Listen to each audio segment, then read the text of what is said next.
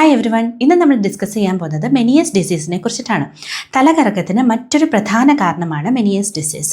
നമ്മുടെ ചെവിക്കുള്ളിലുള്ള ഒരു ദ്രാവകമുണ്ട്, അതിൻ്റെ പേര് എൻഡോലിംഫ് എന്നാണ്. ഇതിൻ്റെ അളവ് കൂടുന്നത് കാരണം നമ്മുടെ ചെവിയിലുള്ള സ്ട്രക്ചേഴ്സ് നശിക്കുന്നു.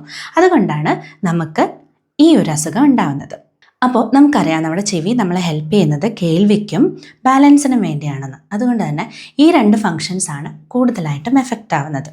എൻഡോലിംഫ് എന്ന് പറയുന്ന ഈ ഒരു ദ്രാവകത്തിൻ്റെ കൂടുതലായിട്ടുള്ള പ്രൊഡക്ഷനോ അല്ലെങ്കിൽ ഡ്രെയിനേജ് പ്രോപ്പറായിട്ട് നടക്കാത്തത് കാരണമോ ആണ് ഇത് സംഭവിക്കുന്നത്. ഈ ദ്രാവകം നിറഞ്ഞു നിൽക്കുന്നതിൻ്റെ ഭാഗമായിട്ട് നമുക്ക് ചെവിക്കുള്ളിൽ എന്തോ നിറഞ്ഞു നിൽക്കുന്ന ഒരു ഫീലിംഗ് ഉണ്ടാവാം. ഇതിൻ്റെ പ്രധാന ലക്ഷണം തലകറക്കം തന്നെയാണ്. തലകറക്കത്തിനോടൊപ്പം നോസിയ, വോമിറ്റിംഗ് ഒക്കെ ഉണ്ടാവാം, തലവേദന ഉണ്ടാവാം.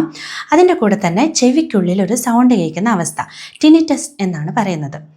അതായത് പുറത്ത് നിന്നിട്ടുള്ള ഒരു സൗണ്ടല്ല, ഇത് നമ്മളുടെ ചെവിക്കുള്ളിൽ തന്നെ കേൾക്കുന്ന ഒരു സൗണ്ടാണ്. അതുകൊണ്ട് തന്നെ ഇത് നമ്മളുടെ കൺട്രോളിലല്ല. അതുകൊണ്ട് വളരെ ഇറിറ്റേറ്റിംഗ് ആയിട്ടുള്ള ഒരു സിംറ്റമാണിത്. പലപ്പോഴും ചെവിക്കുള്ളിൽ മൂളൽ കേൾക്കുന്നത് പോലെയോ, വിസിലടിക്കുന്നത് പോലെയോ, കടലിരമ്പുന്നത് പോലെയോ അല്ലെങ്കിൽ റിങ്ങിങ് സൗണ്ടൊക്കെ ആയിരിക്കും നമ്മൾ കേൾക്കുക.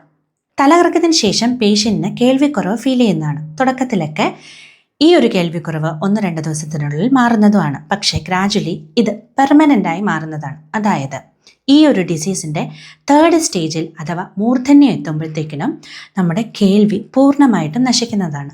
അതുപോലെ തന്നെ നമ്മളുടെ വെർട്ടിഗോ അഥവാ തലകറക്കം മാറിയിട്ട് നമുക്ക് കൂടുതലും ബാലൻസ് ഇഷ്യൂസ്, അതായത് നമ്മൾ നടക്കുമ്പോഴത്തേക്കിനും ബാലൻസ് കിട്ടാതെ വീണ് പോകുന്ന ഒരവസ്ഥയിലോട്ടൊക്കെ ഇത് എത്തിച്ചേരാം. ഈ ഒരു അസുഖം എന്തുകൊണ്ട് വരുന്നു എന്ന് പൂർണ്ണമായിട്ട് പറയാൻ സാധിക്കുന്നില്ലെങ്കിലും പലപ്പോഴും ഫാമിലിയിൽ ആർക്കെങ്കിലും ഈ ഒരു അസുഖം ഉണ്ടെങ്കിൽ നമുക്ക് വരാനുള്ള ചാൻസ് ഉണ്ട്. അതുപോലെ തന്നെ ഏതെങ്കിലും ഒരു വൈറൽ ഇൻഫെക്ഷനൊക്കെ വന്നു പോയതിൻ്റെ ഭാഗമായിട്ട് ഇത് ഡെവലപ്പ് ചെയ്യാം. ഹെഡ് ഇഞ്ചുറി വന്നതിന് ശേഷമൊക്കെ ഇത് ഡെവലപ്പ് ചെയ്യാൻ ചാൻസ് ഉണ്ട്.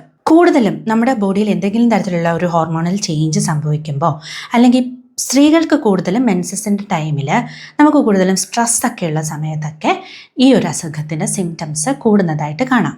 ഇത് തുടങ്ങുമ്പോൾ നമ്മുടെ ഒരു ചെവിയെ ആയിരിക്കും ബാധിക്കുന്നത്, പക്ഷെ ഗ്രാജുവലി ഇത് നമ്മുടെ 2 ചെവിയെ എഫക്റ്റ് ചെയ്യാനുള്ള ചാൻസ് ഉണ്ട്. കേൾവിക്കുറവും ബാലൻസിൻ്റെ പ്രശ്നമൊക്കെ വന്നു കഴിഞ്ഞാൽ നമ്മൾ പതുക്കെ സമൂഹത്തിൽ നിന്ന് മാറി നിൽക്കാനായിട്ട് ശ്രമിക്കും. ഇത് വളരെ പതുക്കെ ഡെവലപ്പായി വരുന്ന ഒരു ഡിസീസാണ്. അതുകൊണ്ട് തന്നെ ആദ്യം തന്നെ ഇതിൻ്റെ ലക്ഷണങ്ങൾ മനസ്സിലാക്കുകയും കറക്റ്റായിട്ടുള്ള ഒരു ട്രീറ്റ്മെൻറ്റ് എടുക്കുകയും ചെയ്തു കഴിഞ്ഞാൽ ഈ ഒരു അവസ്ഥ പൂർണ്ണമായിട്ടും നമുക്ക് ഒഴിവാക്കാൻ സാധിക്കുന്നതാണ്. ഹോമിയോപ്പതിയിൽ ഓരോ രോഗിയുടെയും മാനസികവും ശാരീരികവുമായ പ്രത്യേകതകൾ മനസ്സിലാക്കിയതിന് ശേഷമാണ് ഈ രോഗത്തിന് മെഡിസിൻ നിർണ്ണയിക്കുന്നത്. That's all. Thank you.